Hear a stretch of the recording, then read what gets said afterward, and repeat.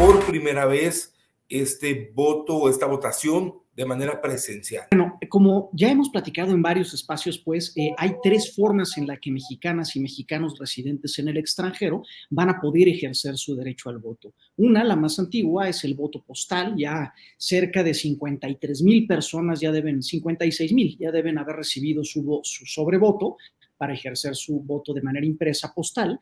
La segunda es la electrónica por Internet. Esta es la primera elección presidencial en la historia de México en la que se puede votar por Internet para mexicanas y mexicanos que viven fuera. Aquí estamos hablando de un universo de 151,000 personas que se registraron para votar así. Y esta última novedad, y esta también es la primera elección en la historia de las elecciones federales, digamos, en donde va a haber elección presencial en sedes consulares para mexicanas y mexicanos residentes en el extranjero. Vamos a instalar mesas receptoras del voto en 23 consulados, 20 de ellos en Estados Unidos, uno en Montreal, Canadá, uno en París, Francia, y otro en Madrid, España.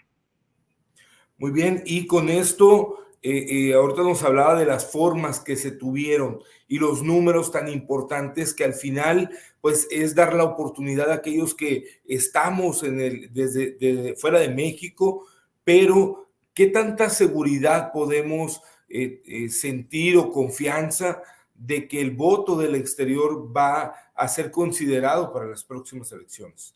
Claro, bueno, es totalmente confiable. Y creo que aquí valdría la pena explicar dos aspectos. Por una parte, el voto postal, cómo funciona, qué medidas de seguridad tiene y cómo lo vamos a contar. Y por otra parte, qué pasa con el voto electrónico por Internet.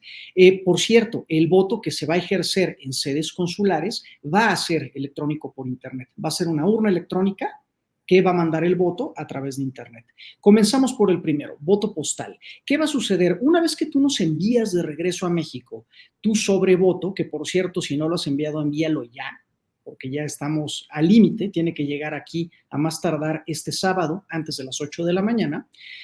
Al llegar a México, se resguarda en una bodega en el Aeropuerto Internacional de la Ciudad de México por la Guardia Nacional. Después de ahí se traslada todos los sobres voto resguardados por la propia Guardia Nacional y por personal del Instituto Nacional Electoral a una bodega del instituto, y ahí permanece resguardado por Guardia Nacional y personal del instituto hasta el día de la elección, 2 de junio, no lo olviden.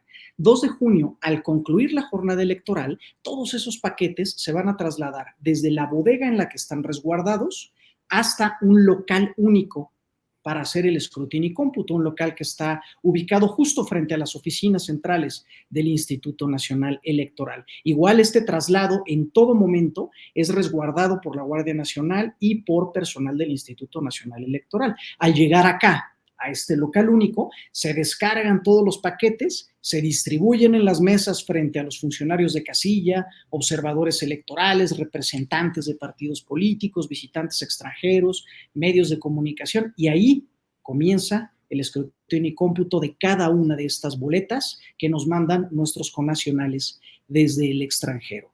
Aquí el proceso es como en cualquier casilla, se empieza a ver boleta por boleta y este voto es para tal partido, para tal candidatura, y así se van marcando, ¿no? Por lo que respecta al voto por Internet, tanto el que vas a hacer a través de tu computadora o tu celular, como el que harás si acudes a votar a alguna de las 23 sedes consulares. Aquí hay dos cosas importantes que proteger. Por una parte, la identidad del elector, del votante. Recuerden, el voto es libre y secreto. Y por otra parte, la secrecía misma del voto. Entonces, cuando tú entras a esta plataforma, el CIVEI famoso, el sistema de voto electrónico por Internet, el sistema va a registrar que tú ya entraste a votar y por una parte separada y desvinculada de tu voto, va a registrarte en la lista nominal como esta persona ya está votando. Por otro lado, tu voto, una vez que los marques tus opciones en cada una de las boletas electrónicas que te aparecerán en pantalla, tus votos se encriptan y se encriptan de manera anónima. No hay manera de saber quién emitió esos votos. Por lo tanto, es un voto secreto. Una vez encriptados, son transferidos desde el punto en el que votaste hasta la Ciudad de México a un servidor de seguridad a través de tecnología blockchain. Esto es importante porque la tecnología blockchain nos permite trazabilidad total.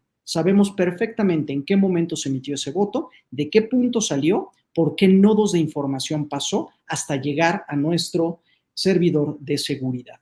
Y aquí permanecen resguardados todos estos votos hasta el día de la jornada electoral, de nuevo 2 de junio.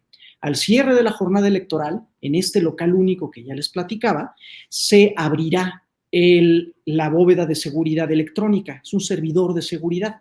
Para abrirlo necesitamos una llave criptográfica, una llave de alta seguridad que está dividida en 5 segmentos distintos y cada segmento es resguardado por una persona diferente. Este día de la elección, el día de la jornada electoral, tendrán que estar presentes en el local único al menos 3 de los 5 custodios de la llave criptográfica y con estos fragmentos de la llave abriremos el servidor de seguridad y el servidor automáticamente comenzará a hacer el escrutinio y cómputo de los votos. Una vez que emitas tu voto, por cierto, por internet, podrás verificar que tu voto ya fue registrado.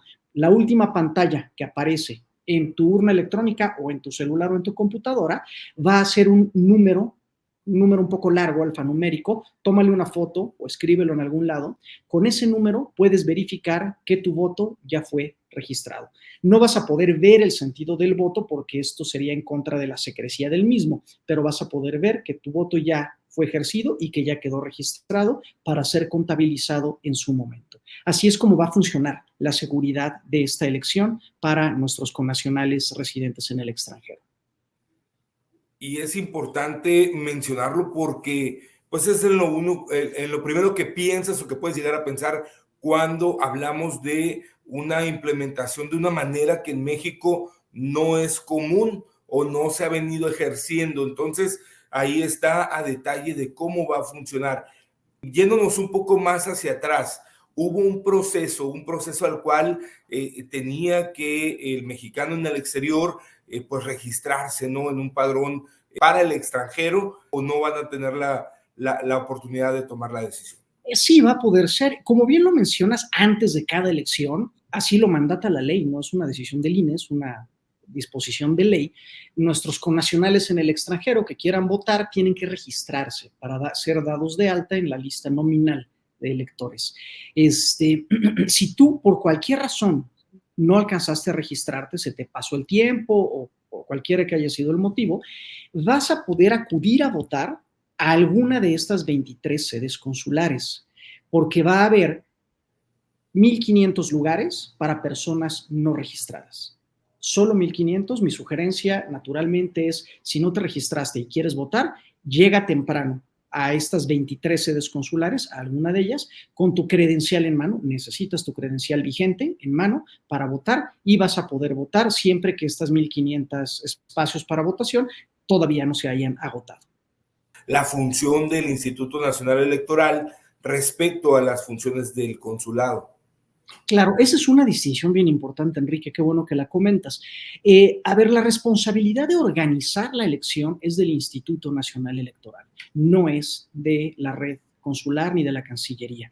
La red consular, las sedes consulares, la Secretaría de Relaciones Exteriores, nada más nos presta el espacio y la infraestructura para instalar la casilla y llevar a cabo el ejercicio de la elección este 2 de junio, pero la responsabilidad es absolutamente del Instituto Nacional Electoral. De hecho, el personal de las sedes consulares no va a estar presente alrededor de la casilla ese día. Digo, posiblemente algunos vayan, o sea, se presenten a votar, pues, ¿no? Como cualquier ciudadano, pero no van a tener ninguna función específica en la organización de la jornada electoral. Esto es algo totalmente del Instituto Nacional Electoral.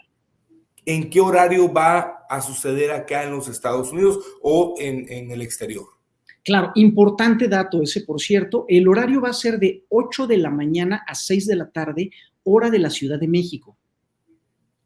Esto es en el continente americano. Entonces, ojo con esto, cuidado. Si ustedes viven en la costa este, van a tener 2 horas de diferencia. Es decir, va a ser de las 10 de la mañana a las 8 de la noche. Y si viven en la costa oeste, van a tener 1 hora de diferencia, menos. Es decir, ustedes empezarán a votar de las 7 de la mañana a las 5 de la tarde. Como referencia, 8 de la mañana a 6 de la tarde, hora Ciudad de México. El juntar o tener un voto presencial en el extranjero, pues eso nos habla del poder de organización y la fortaleza del INE. Así es, bueno, es una elección histórica en muchos sentidos, o sea, varios de los que tú has comentado, puede ser, también por el tamaño de la elección. Es la elección más grande de la historia en dos sentidos. Primero, en el número de ciudadanos y ciudadanas registrados para votar a nivel global y en el extranjero. Tenemos un padrón electoral de cerca de 100 millones de personas. Nunca se había visto algo así, naturalmente. Y además, nuestro registro de electores en el extranjero triplicó el registro orgánico del 2018. Tenemos a 223.961 personas registradas para votar desde fuera. Esto es un número histórico. Y pues, por supuesto, no me queda más que en este sentido, pues invitarlos a participar. No olviden participar. Su voto electrónico por internet, ya lo saben, desde el 18 de mayo pasado se abrió el sistema de votación y va a estar abierto desde entonces hasta este 2 de junio a las 6 de la tarde. 6:30 de la tarde, hay un periodo de gracia ahí, pues, por si tú entras a las 5:58, sí vas a alcanzar a votar, no te preocupes, pero mejor adelántense, no se esperen al último momento. Y por supuesto, los esperamos este 2 de junio también en las 23 sedes consulares para que aquellas personas que se registraron para votar lo puedan hacer y además, si alguien no se alcanzó a registrar, pueda acudir también a alguno de estos 1,500 espacios para personas no registradas. Una aclaración importante porque con frecuencia me la preguntan. ¿Solo va a haber 1,500 votos en cada sede consular? No. Va a haber 1,500 votos para personas no registradas. Además, va a haber tantos votos o tantos espacios como personas se hayan registrado. Quizás en un consulado se registraron 2,000 personas para votar. Bueno, en ese consulado habrá 3,500 espacios. Los 2,000 de las personas registradas más los 1,500 de las personas no registradas. Así es como va a funcionar.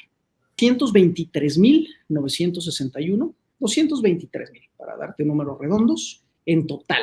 De estos, 56,000 se van a voto postal, 15,000 se van a voto presencial y 151,000 a voto por internet.